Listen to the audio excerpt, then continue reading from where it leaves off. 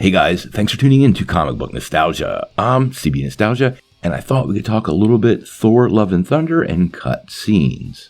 Well, as many of you know, we are on the final countdown to Thor, Love and Thunder, just a few days out. But one thing that we always get with Marvel movies that's pretty interesting are the scenes that didn't make it into the final cut. Now, Marvel is kind of infamous for cutting out some really great scenes from their movies, and if I have one big criticism of the studio, it appears quite often they are a little heavy-handed with that.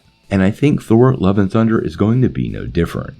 Now, we've been getting multiple reports about several scenes and characters that have been cut from the fourth Thor movie. The runtime is just under 2 hours, and it appears that Taika Waititi had a lot more content that he could have included that got left on the cutting room floor. There are really 3 big ones, and I wanted to talk about each of them and probably why. Now, we only know 2 of the characters that were cut, but we do know all 3 actors. The first 2 characters were Etriri the Dwarf, who was played by Peter Dinklage and last showed up in Avengers Infinity War helping Thor forge Stormbreaker. The second character was Jeff Goldblum, and of course he plays the Grandmaster, and he of course showed up in Thor Ragnarok.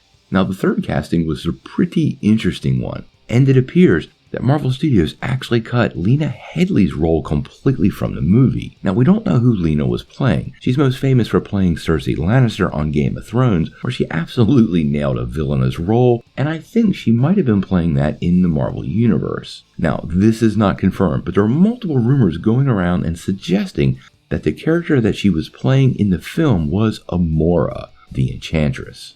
Now, the Enchantress is one of Thor's most popular villains and possesses great magical power. She's also well versed in the art of seduction, and in the comics is typically paired off with Scourge the Executioner, but of course Scourge has been killed off in the MCU. Now, there could be multiple reasons why all these characters were cut. Quite honestly, I think Etriri and the Grandmaster were probably going to be taken out by gore. These would probably be unnecessary deaths, and clipping them out of the MCU for no reason often proves to be some sort of mistake later on narratively where you might want the characters and no longer have access to them.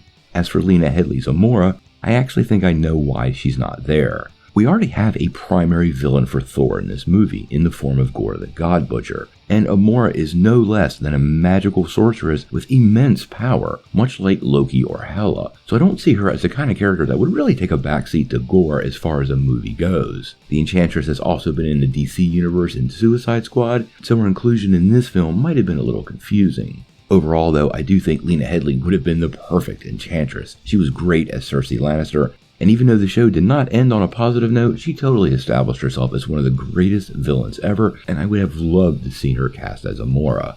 Hopefully, if we get more Thor movies, she'll remain under contract and could come back. I know there's some weird lawsuit stuff going on around the role, but it's not really related to the story, but it is kind of interesting. You might want to explore that because it is kind of interesting. Now, we're going to keep following Thor over the next couple of days. I actually have some information on those post-credit scenes that I'm not sharing yet because I don't want to spoil it until the movie comes out, but they're going to be big, and we're going to have some pretty interesting new additions to the MCU.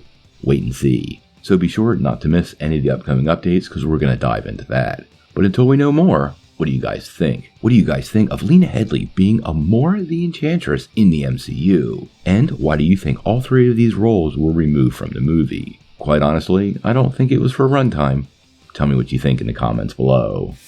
If you like this video, make sure you hit like, click subscribe, and if you don't ring that bell, you won't get any updates. Peace.